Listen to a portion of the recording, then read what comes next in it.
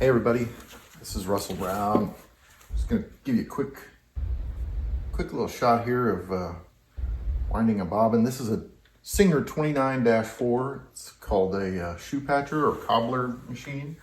I'm going to wind some white thread. I take it a couple times around one side and then a couple times around the other side. The thread, then I hold the end piece, put it on the winder.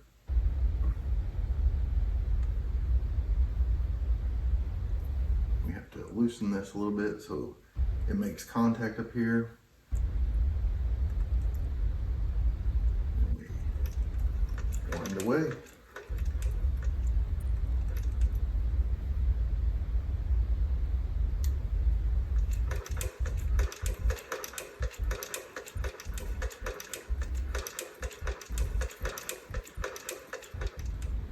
Now we've got it wound a couple times.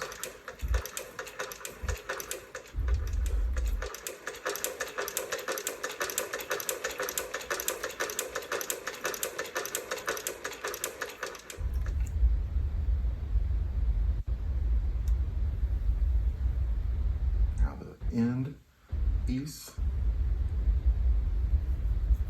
we will cut off.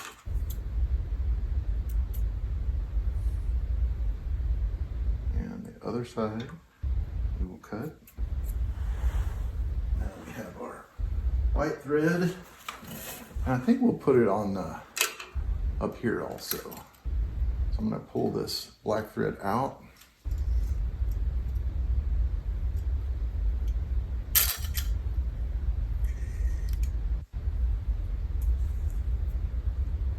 And I'll just wind it across the top of this a couple times. Set that dude over there, put the white thread on. This is not necessary. Actually, I am going to put this on there. This is a thread sock, and it does very little other than give it just a tiny bit of tension so that your thread doesn't get all balled up. And you can use, like, I don't know, pantyhose or anything like a little stretchy. It really doesn't, it's really not needed. It's just kind of handy.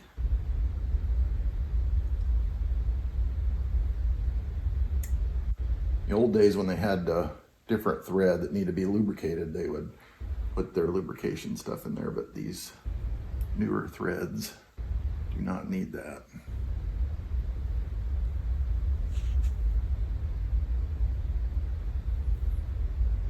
This one's kind of a pain.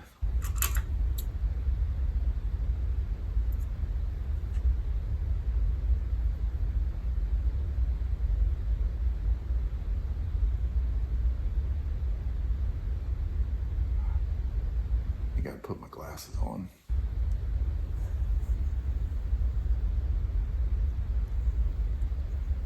Through there.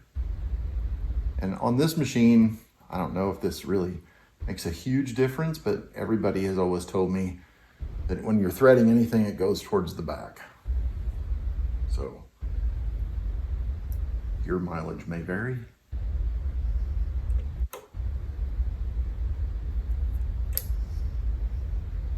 There we go. Now I have these little thingies here to help thread it down through the machine. So this is a cool machine in that you can thread or sew in any direction. So you can slip the boot, like a shaft of a boot, over the top of this and sew around the heel. That's what these were designed to do. So this has a little hook on it. I'll grab this little hook and put it right down through the middle of the machine. There it pops out the bottom. Grab it, pull it out.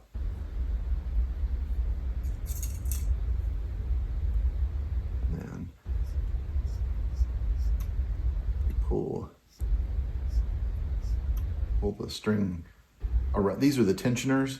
So you pull here so you're not putting stress on the needle or the thread itself.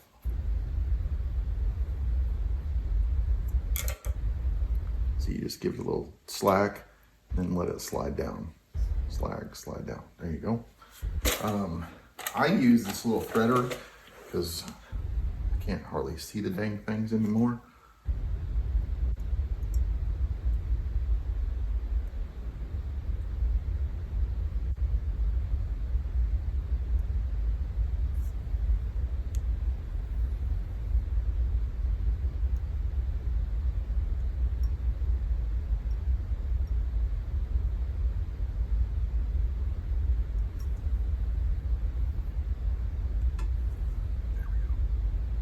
A little bitty tiny piece of string in there. These machines are finicky in terms of they really need to be clean. The one thing you can do to really improve everything is keep them clean and oiled.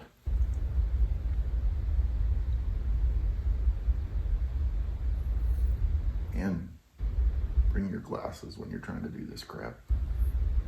There we go. All right, so now the last thing we got to do is thread our bobbin. So with the bobbin, you put the thread down through there. You always want it to turn towards the back. I don't know if that makes sense or not, but then we thread up through here under the tensioning cable or tensioning post thingy, and then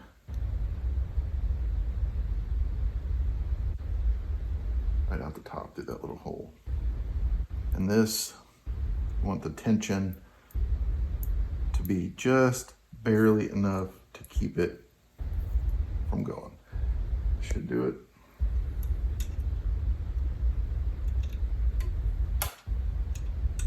Set it in there.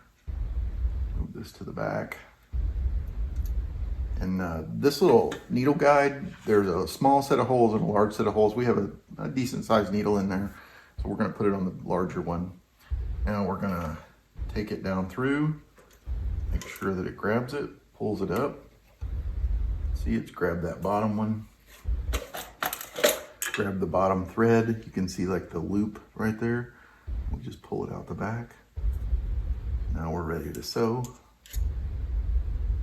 Before we put any shoes underneath here, I always like to just take an old piece of vinyl and stuff it under there and make sure that everything is good.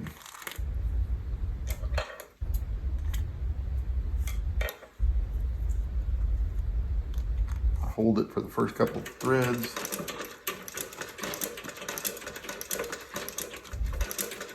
Should be good now. That's if it's working. Is it making threads? Looks like it.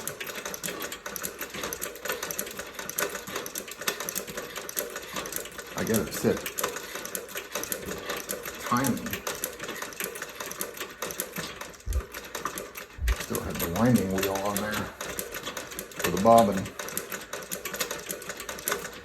Should be pretty good. Thread spacing is super tiny. Let's take that. Let's lengthen the stitches out just a little bit. That's better.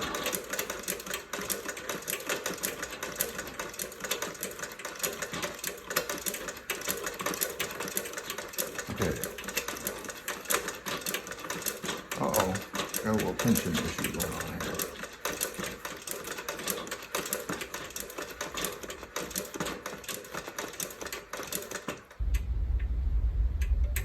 All right.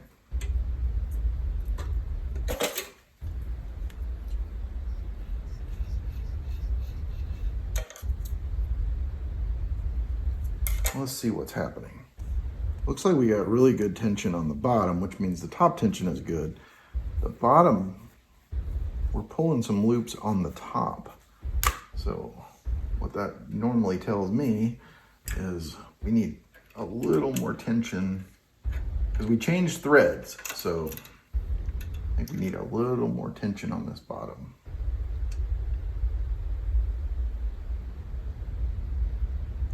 Yeah, that's pretty loose. Let's give it a little bit. See, there's a little screw in here. You can just tighten it just barely.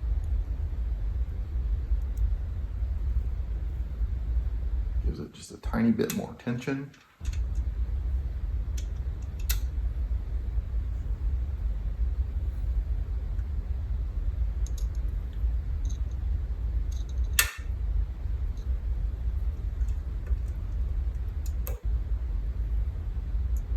Loop.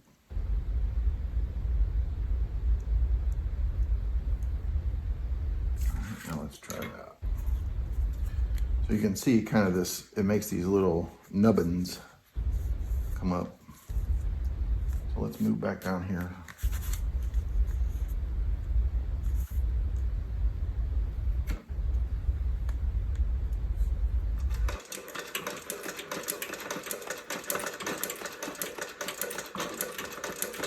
There we go. That looks better.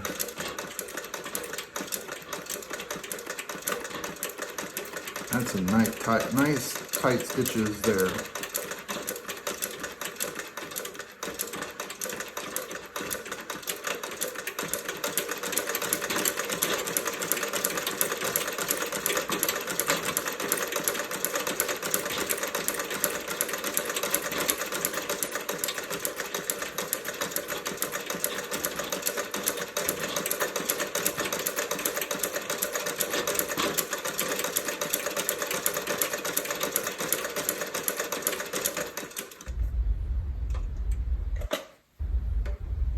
Okay.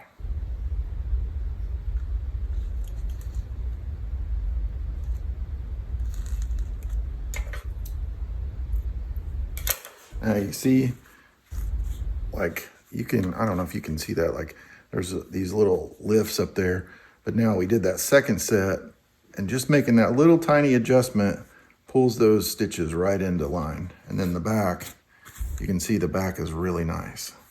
Nice flat. So this is ready to go now. As long as we keep this set up, these tensions are good. We should be able to just start sewing and start patching up some shoes. There you go. Singer 29-4. I think this one was made in like 1908. So it still works like a charm. Thanks for watching. Talk to you all soon. Peace.